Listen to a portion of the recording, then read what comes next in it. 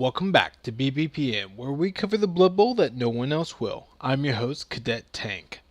And this week, we're going to cover the divisions and see who made it and who did it. But first, we have to stop in and see what's going on with Panda in Panda's Corner. I got broads in Atlanta, she's at the lean, the family, credit cards in the scammers, hitting the licks in the van. Hey there, ghouls and goblins, and welcome back to Panda's Corner, coming at you live from the glorious hidden bamboo forest of southern sunny California. This panda's still a bit hungover from the massive birthday bash that Panda Fam threw from the weekend, but I'm recovering nicely, and thank you for your concern. Couple items this week. Your glorious leader has been dethroned from the rank 1 spot in the most illustrious BGP division. Much treachery was had by the Rat Baron Callisti, and we were robbed. So Panda Fam will be looking to take his blood in the playoffs.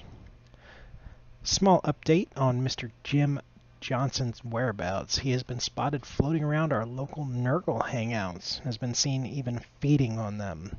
If someone, BGP Callisti, were having an illicit nighttime interactions with our announcer friend, well, they might just end up with a case of Nurgle's rot, and that is no good. There's no cure, no medicine, kind of just fall apart.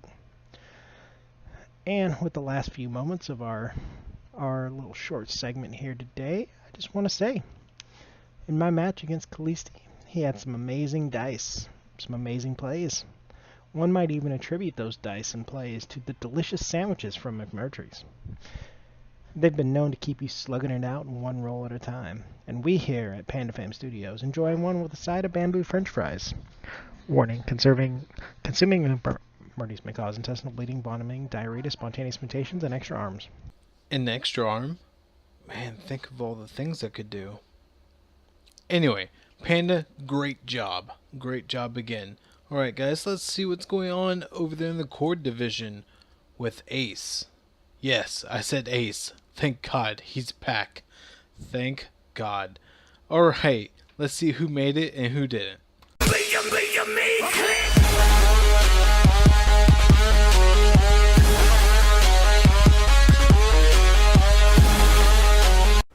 Welcome guys back to Bbpn. We're covering all the Blood Bowl that no one else will, and we're here with the Cord division in the NATTS Season 8 season, and we are completely done with round 1, and we're about to look over the final results. Coming up in first, we got Clads with spoilers. The White Walkers win with the Undead team, coming up with 5 wins, 3 draws, and 1 loss. We got Majestic with the Dark Elves, the Corrupt Connoveers from Majestic with 5-2-2. For the Glory of Alm, Superfed TV's Doors coming out with a 4-3-2 record for 3rd place. Beating the tiebreaker on St. James, the Skaven team from Trunkhead with a 4-3-2 record thanks to goal differences on how we do our tiebreakers. So he's getting the 3rd place area. Then we have the 2 Orc teams by Lando and Quarterus coming out with a 3-5-1 and 4-2-3 records respectively for 5 and 6.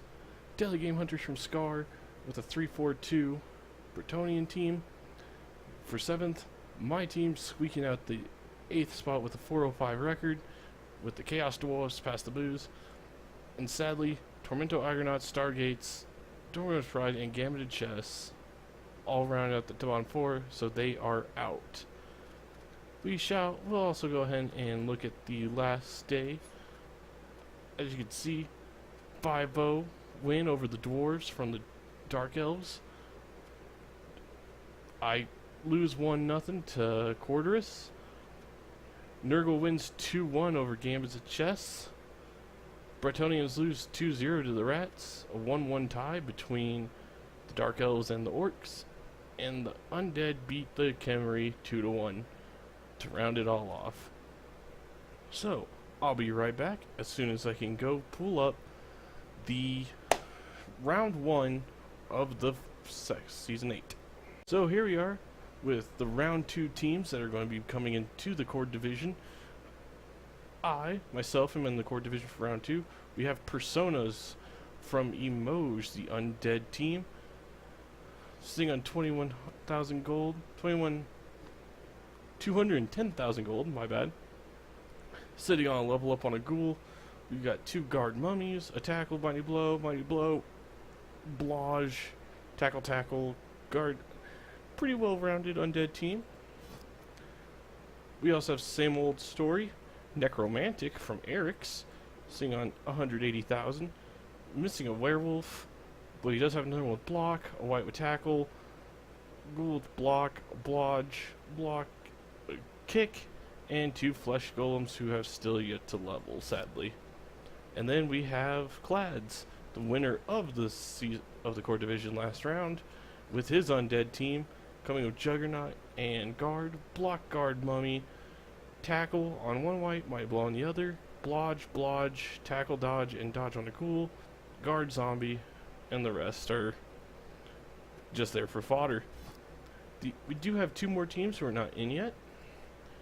We do have, let me pull them up here for everybody. We are also going to be having the Detroit Chargers High Ups, coached by Steven Rudabega. And we are also going to have Rental 747's Arbor Watch Knights, the Wood Elves, join us to round out our round 2 coverage. And we will see you guys next time as round 2 kicks off in just a few days. Back to you, Cadet. Thanks, Ace. Man, I'm so happy to be out of Emoji's division. Alright, so let's kick you over to Scar, who's covering the last day of the MCC division.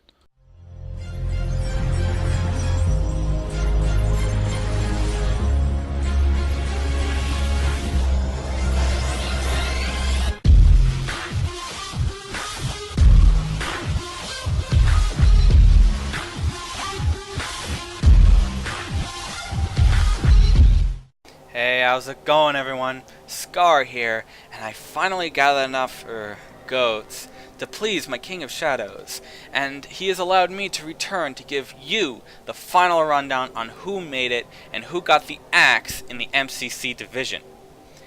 Let's take a look at these successful teams and how they're going to fare in the second division. Starting with Dust Not Knockers at first place, no surprise there. Quite a change from not too long ago. Some of the Black Orcs have finally decided to not be stubborn anymore and pick up new skills. Both of them deciding to pick up guard instead of block, but I guess the block had to go to these 2 linemen instead. Next, and finally, it seems like the 5th Black Orc, disguised as a Blitzer, has decided to go with extra punch to get that mighty blow. This is definitely starting to become a very scary team indeed. I'm wondering how they're going to fare against some new blood. Next up, we got the Personas in second place, and not as dramatic a change as before. Definitely a zombie has gotten guard for that all-important assist. The second Block Ghoul has decided to follow in his superior's footsteps and taken sure hands. Meanwhile, an assist ghoul has decided to opt for guard instead. Definitely a dangerous team still, and definitely championship material. It's going to take a lot for the new teams competing against Personas to really knock him down a peg. Next up in third place, we have the Glamcore Punks, grabbing a good variety of skills here, with 2 getting block, 1 getting wrestle, 1 grabbing tackle to deal with those annoying ball carriers, and 1 going almost purely utility, getting that all-important kick and very rare guard. Meanwhile, the Blitzers are all trying to get that very important Blodge combo, but only 1 has grown enough to grab Mighty Blow. And finally, what is clearly the MVP of this team right now is the Witch Elf. Having both block and mighty blow, she is quite a knockout. Literally. Moving on to the Angry Redwood Pandas at 4th place, and it looks like this team is developing quite oddly. No new developments for the War Dancers except for some lingering injuries. A catcher seems to have gotten that all-important blodge, and 3 of the linemen have gotten a very predictable dodge, which is a good choice considering he only has 1 reroll. Everything else is unusual, with a catcher and a lineman getting guard to help get away from some rather bashy opponents, and a thrower with a strong arm to help with those long bombs. This looks like this team is capable of at least surviving or getting away from the heavier teams, which is going to be incredibly valuable considering how many bash teams there are in this league. Then it's the amazing Rodents at 5th place. Nothing too surprising here really. One Storm Vermin opting for Mighty Blow and Pile On, making him one of the most dangerous pieces to come out of this division. And also it kind of seems like the coaches decided to split the gutter runners from actual runners of the ball to support by getting 2 gutter runners block and the other one opting for wrestle, with one grabbing strip ball to get the ball away from the enemy team. Next, with that all-important kick on the lineman and a thrower with dodge. Very good start so far, but there is still no character with a one-turn touchdown that you know Uppercase is looking for. Then it's the Cheeseheads at 6th place. This is a good start for our Nurgle team, but they seem to be lagging a little behind in the SBP department. We have their big guy finally getting their level up he needs so badly, and only one Nurgle warrior with a level up, opting for guard instead of block. Interesting choice. And then what is most likely the ball hog so far, a Pestigore getting Mighty Blow and block. Definitely one of his more dangerous pieces so far, with one Pestigore going for tackle and going for those squishier opponents. Finally, the runt of the team seems to be the ones where all the SPP is going right now, with 2 Rotters getting block to have a little more survivability, and the one with only 7 armor value having Dirty Player in order to get him off the pitch faster with a little more value. Definitely a full team, but I have a feeling that the Cheeseheads are going to struggle in the second part of this league. We'll have to wait and find out. Then it's the underdogs, the unexpected Detroit Chargers, in at 7th place. And it seems like they have almost as many injuries as they do level ups. Going for that much needed dodge on the thrower and catcher, and one lineman lucky enough to have 5 agility to get through that defense. But with 2 strength on a catcher and only 5 movement allowance on this key player, it looks like the second round of this league is going to be a real uphill battle for this team. And finally, there is a Star Wars Oddities coming in at 8th place. There is a lot of potential with this team, with one right grabbing Mighty Blow, the other one getting tackle for that anti-dodge. Meanwhile, a werewolf, ghoul, golem, and 2 zombies have all picked up block for that extra survivability and bash. That with Dirty Player and kick means that they still have a chance to win this, but the odds are somewhat stacked against them, and they're really going to have to put in some extra effort to make it past the second round in this division. That all means the Ugly Heads, Man I'm Pretty, Team 4K, and Bashus Anonymous are out. The coaches are going to have to wait for Season 9 for another chance at glory, while their teams, on the other hand, are to be sacrificed. Don't worry, folks. There is no pain in nothingness. Well, that's all I have for the first round of the MCC division. I can't wait to see how these coaches deal with the other teams in their divisions. Maybe some other coaches will be able to take the Snot Knockers and Personas down a peg. But until then, I have some loser teams to dispose of. Back to you, Cadet. Good job, Scar. And congrats to everybody in the MCC for surviving.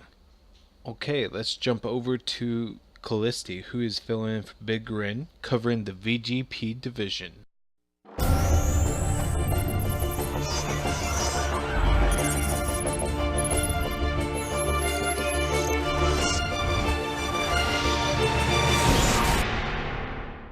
Hello and welcome to Match Day 9 coverage of the VGP division of the NATTS League. I'm your host for today, today only, Callisti Mayer, and I'm covering for Big Grin. He was away on vacation. He's back now, but going to be giving him a bit of a further break by covering the last day of the round 1 matches for the VGP division. So at the end of match day 8, there were a lot of the teams were very clumped together. We had like 4 teams in the top half of the division. Make or break match for match day 9. The next 4 teams down were sort of trying to cement their position for round 2, trying to jockey for position into what they thought might be a better division. For round 2, and then we had the bottom 4 who were all just trying to fight it out to even get into round 2. So at the end of match day 8, the results are as you see on the screen, and we had on the leaderboard we had at the top of the division we had Panda with VGP is the Ratman, his undead team. And he had been coasting along at the top of the division, self-proclaimed king of VGP division, and he had definitely had a lead, and he was due to face me for the make or break to finish top of the VGP division. I was just below him in the second spot, and sharing the second spot with. Hopefully I'm going to pronounce this correct. Dragonazo and his Lizardman team, the Dinosaur Train Gang. So we were both Drags and I were on just 1 point, 1 draw behind Panda. So it was make or break for all 3 of us. And then you had also in the top 4 you had Rental with his Woodies. His Woody team, and he was looking to either get into 2nd to 4th with his match for match day 9. Rolling down further down on the leaderboard, we had, and I might get the order wrong, but I think we had in 5th place for match day 8 going into match day 9, we had Resin, then we had Eric's, and Finn, and then Goat Boy, and then Wagcaster, Lindsay, Kevin, and then at the bottom of the table was Storm. As I said, all of these matches were make or break for the particular position that each of these teams was in. So we had the top 4 jockeying for top spots or for the best placements into round 2. We had the next 4 sort of looking to cement their positions for round 2. Slight chance they might get dropped and not go through to round 2, but they were all pretty safe. So they were just playing to sort of try and get the best positions and get into the best divisions for round 2. And then we had the bottom 4 who were all just fighting it out. They were duking out. It was like a bum brawl at the bottom of the league to even get into round 2. Now there was a lot of action on match day 9. So I'm actually going to. This is recorded after all of the events and all of the drama happened for match day 9. So I'm just going to forward through to match day 9, and you're going to see the results. So I'm just going to run through those results quickly, and then give you an outlay, sort of an idea of how things are going to look and which teams are going where into which divisions for round 2. Okay, so we move on. And so the first game that was actually played, and this was this first game on the list, and it was the first game that was played, was Lindsay's Sneaky Slimy Skinks versus Warecaster's Orca Geddon.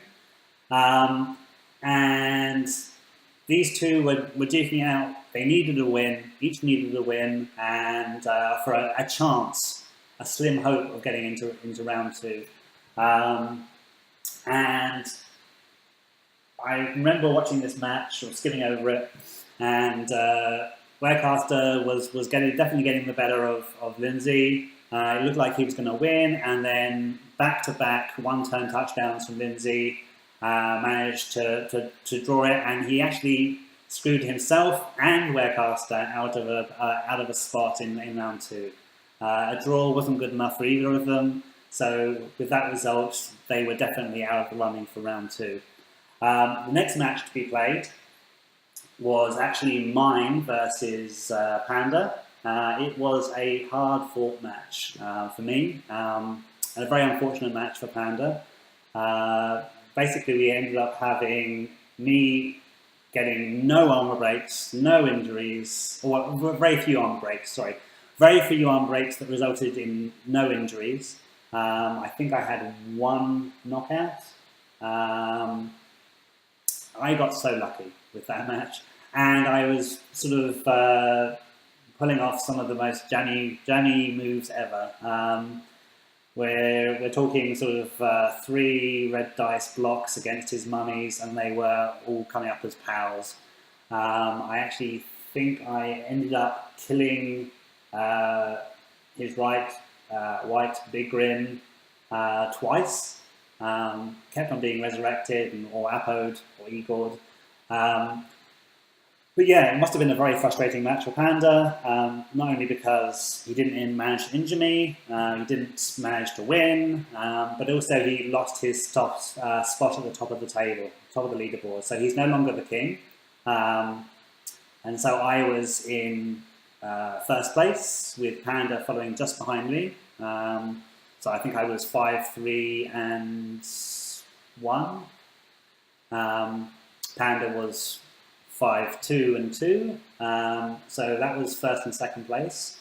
We did have one more game to be played that might have changed that sort of distribution a little bit. So Dragonazo was meant to be playing Finn. So Dragonazo's Dinosaur Train Gang was meant to be playing Finn's Broforce. Now, Finn's Broforce, very, very formidable team. I ended up getting a draw. Maybe that's because Skaven are just scared of Norse, but I thought that I've always thought that Finn is a very, very competent coach, and so I was predicting a draw, or maybe hoping for a win for Finn, even though Dragonazo's Lizardman team is very, very strong. I was really hoping for a win because Dragonazo had the same point value as me going into match day 9.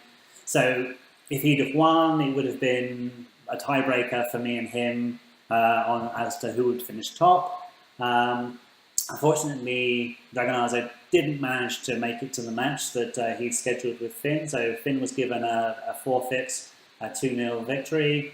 I'm pretty sure he would have liked to have played that game, done some damage, maybe racked up a little bit more SPP, but he's got a win and he managed to cement himself into a really good spot for round 2.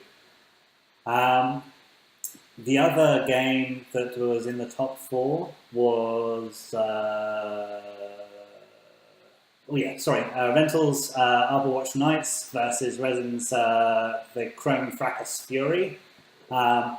This was also a game of or a match that was very, very closely fought. Both Resin and Rental were in sort of, I think it was 4th and 5th position. So whilst Rental really wasn't under any threat at the end of the day, going through to round 2, I think he was, even if Resin had won, he wouldn't have managed to eclipse a Rental. But Rental could have increased his position, maybe got into 2nd or 3rd place, and that would have been a good result for him. He did win. He won 1-0, and so he managed to cement his position in, I think it was 3rd spot, because of Dragonazo's forfeit loss. He jumped actually over Dragonazo and managed to get third place. He might have been wanting to go into fourth, so he could go into the DBB division. I think that was a little bit more friendly to agility teams, but he got a good position. He got third place. Resin fell a few spots, but definitely qualified for. He actually fell to eighth spot, qualified in the 8th position, the bottom position for qualifying for round 2. But that's definitely a good result for him. He's actually going to be with me in the VGP division for round 2. And he has a very frightening Chaos team. Lots of stat-ups, lots of Mighty Blow. Not looking forward to that match, but we're getting more onto that in a little bit. The other matches, so we had Eric's versus Goat Boy, so same old story versus Lair of the Minotaur. And this was definitely a match to sort of see who could finish where in the leaderboard. So Eric's was hoping for a win, so he could maybe get into 4th spot, get into the DBB division, which is probably one of the more plum divisions to go into in terms of relative strength of matches. So he got a draw, so he didn't quite get the result he was looking for, and I didn't watch the match, but apparently it was pretty hard fought. There were a lot of injuries. I think there was a death for Goat Boy's Minotaur. Very, very bloody, very, very hard fought match from all accounts. And then we had Kevin's, rounding off the division, match day 9, we had Kevin's WCW mid-carders versus Storm's Aloof Loafers High Elf team. And Kevin really knocked it out of the park. I actually watched this game and he changed up his style. He went a lot more aggressive. I think it was kind of last-ditch efforts. Just going to throw my shit at the wall and see what sticks. See what I can do. See what Johnny Elf bullshit I can pull off with my human team. And he did pull off quite a bunch of really sneaky, bullshitty maneuvers. I was watching the match. There's definitely a lack of caution to the match, but it all paid off for Kevin, and he managed to get himself a 3-2 win over the High Elves. He actually out-elfed the Elves. So, good result for him. He's through as well. So let's have a look at the leaderboard. So as I mentioned, there's me at the top of the table, 5-3-1. Then next we have Panda with his VGP as the Ratman Undead team. As I said, very unfortunate match for Panda. I got all away with a lot of a good win there, but I do count myself lucky. He came in at 5-2-2. Next we had Rental's Overwatch Knights in at 5-1-3. So you look at those, it's like literally a draw from the next position. Very, very close. Then because of his admin loss or forfeit, Dragonazo comes in 4th spot. Next we have Finn in 5th. And just a little side note, these two are going to be facing each other again in round 2 because both of these two are going through to the DBB division. So whether he was dodging the match or whether he just literally missed it, he's going to have another chance to face Finn. And I know Finn's going to be happy about that. Next we have Eric's in 6th. Yep, so he's going through to, I think, Core Division. And then we have in 7th, Kevin with his great win last match of the season, or last match of round 1. And he's going in 7th, which might not be the best division to be going into, but I'll get more into that in a second. And then we have, rounding out in 8th spot, the Chrome Fracas Fury, were coached by Resin. And he managed to he did lose, but he managed to have enough points on the boards to still qualify for 8th spot. Unfortunately, it's time for us to say goodbye to Goat Boy, Lindsay, Warecaster and Storm. They put up a valiant effort, but wasn't quite enough, so we'll probably see them all again in Season 9. Maybe some of them playing in Sunday leagues, so I'm sure you're going to get a chance to play them soon. But their road to NATTS glory ends here at the end of round 1. So as I said, I'm going to sort of very quickly cover sort of a where are they now bit. So where are all these teams going to? Just out of interest, so we have myself and 8th spot, which is Resin with Chrome Fracas Fury. We're staying in VGP division. Then we had VGP as the Ratman, coached by Panda, with the WCW Midcarders, coached by Kevin Storm. Both going to the MCC division. Then we had the Arbowatch Knights with Rental, coached by Rental, sorry, and the Same Old Story, coached by Eric's. They are going through to the Cord division, and then Dinosaur Train Gang and Broforce, Dragonazo and Finhell are going to the DBB division. Now you may have noticed I've been referring to the DBB division as probably one of the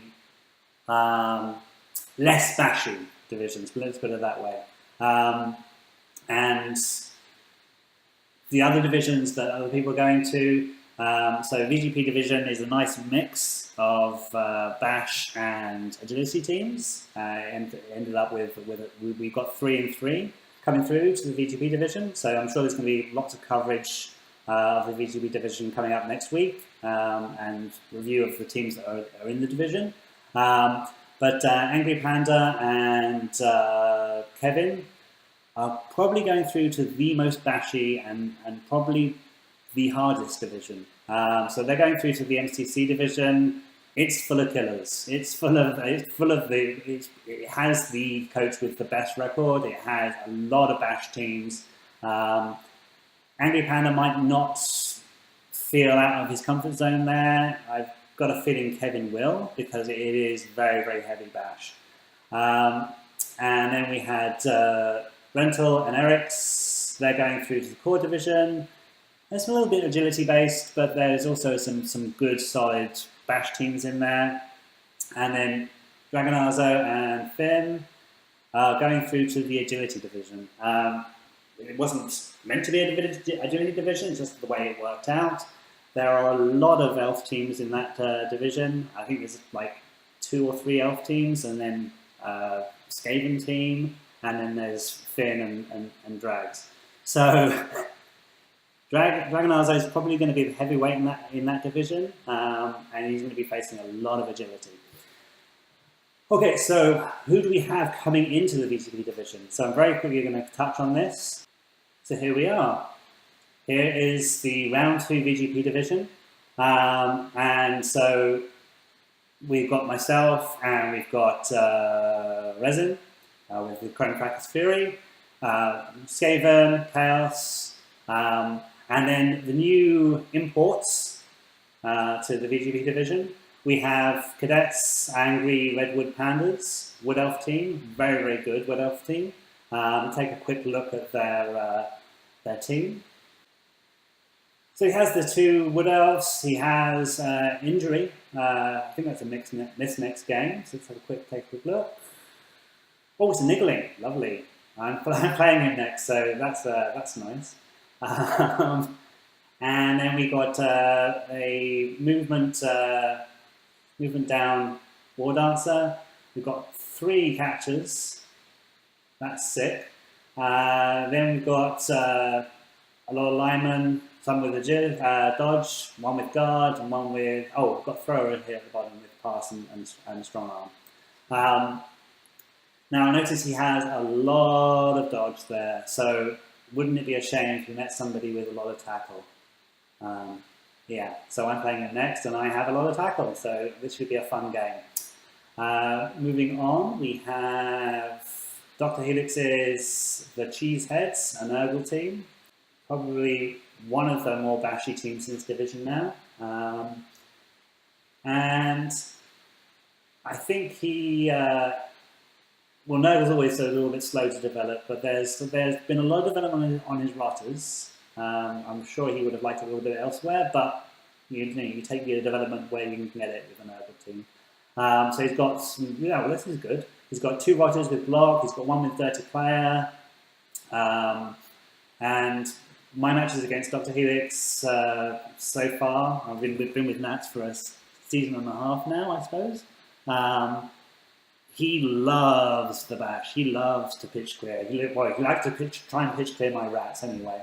So I'm not expecting when we meet to get anything different from him. It's probably going to be bash, bash, bash, and more bash, and trying to rack as many injuries against me as possible.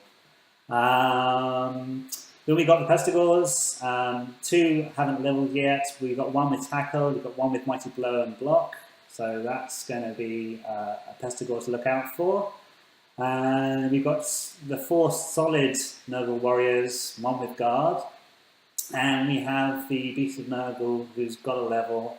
And unless he rolls a double, I would imagine he's probably going to go for... Well, he could go for guard or stand firm. So we'll have to just see what Dr. Helix does with that one. But no, it's a very solid, strong team. There's no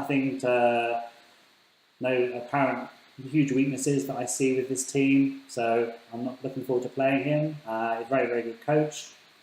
Should be a tough match for me and for everybody else in the division. I'm not going to go into me or Resin, because we've been part of the VGB division for round 1, and we probably all pretty much well know what our teams are like. And the other new import is Trunkhead with St James, another Skaven team. So this rounds out the 3 agility or dash teams, and a second Skaven team. So Trunkhead's gone with, let's have a look. Yeah, so he's going heavy on the dirty player on his lineman, but that's to be expected. That's a good choice. He's gone with kick, critical skill. Hopefully, I play him last, and hopefully somebody's going to get rid of that line rat before we meet, because I hate facing Skaven teams with kick, or identity teams with kick. It's a nightmare. Then we've got the superstars of the team, the gutter runners. So we've got 1 with movement up and sprints. I personally would have gone for sure feet, but then he's also got a limited window to level up the gutter runner, so maybe sprint is the better choice. But he's got a 1-turner there, so that's going to be a threat. Turn 8, turn 16, it's going to be a threat for me or any other team he faces this round. But I also expect for this gutter runner to be benched for the rest of the match, because otherwise it's just going to die. Then we've got Flash gutter runner, which is a Rog gutter runner. Probably going to go for tackle or strip ball next when he levels, which is just 1 touchdown away. He's got an injured Daisy. The gutter runner with 2 heads and dodge. Still got a long way to go before he gets any other skills. 3 touchdowns and a pass. And he's got a miss the next game. So not going to be a factor in the next game. And then we've got a Blodge gutter runner as well. And then we've got the Storm Vermins. He's gone with a Mighty Blow and Piling On. So that's going to be a killer. And then he's gone with a tackle, please. I went with Mighty Blow and tackle on both my Storm Vermins, because I had a feeling I was going to be facing a few agility teams. But the Mighty Blow Piling On, the POM Storm Vermin, definitely a threat. So I imagine it's either going to rack up a lot of kills, or it's going to be injured and die very, very quickly, because nobody really wants to see a Storm Vermin with Palm on the pitch. And then let's have a look at the last team, and this one is Cord's team. the mighty pigskin kickers. And it's an orc team, and it's looking good. It's looking good. He still has 2 goblins. I'm not sure whether he started the season with the 2 goblins. I'm not sure if they've lived that long or if they're relatively new replacement goblins. But he's got the Blitzer, he's got the Troll. Neither of yet has, well, the Blitzer hasn't leveled yet. He will shortly. We've got the Black Orcs, we're unskilled. We've got one Black Blitzer with Tackle, another Black Orc that's unskilled, Blitzer with Tackle and Frenzy, so that's going to be a threat. Another Blitzer with Mighty Blow and AV down? Yes. Okay, so Mighty Blow is going to be targeted. So nobody really wants to see a Mighty Blow piece roaming around the field, especially when it's got an AV down. It can be pretty quickly gotten off the field. We've got the Thrower, who's surprisingly well leveled. Probably the main ball carrier. He's got Block and he's got Leader. And then we've got another 2 goblins. So this is I am not super experienced with orcs, but with all these goblins, it's looking like a little bit of an unusual build to me. But very, very successful, and it's Cord, so I'm sure he's going to go on and do great things. Hopefully not against me. And that sort of rounds out the new VGP division for round 2. Next week, I believe your regular host is going to be Big Grin. I've been your host for this week, Christy Mayer, and best of luck to you all in round 2 if you made it. And if I'm playing you in round 2, then I hope you die. Okay. Have a great day, and speak to you soon. Bye. Nice job, Callisti, covering the VGP division for Big Ren. And you're right, that division has way too much tackle. Callisti doesn't know it yet, but I'm going to try to talk this guy into covering the 4th division for us. Okay, so couple notes to go. So note number 1, like I mentioned, we need a 4th person to help cover the 4th division. VG now has 4 divisions. And second note, Discom has finally posted his videos of hooliganizing a game, and I've watched them. They're pretty good. So I will post those links in the description below in case you guys want to see those. They're 40 minutes long and they cover a whole game. And I believe he has one from NATTS and then one from the World Cup with, was it Guinness? So that should be pretty awesome. Alright, that's all this week for Bbpn. Cadet Tank out.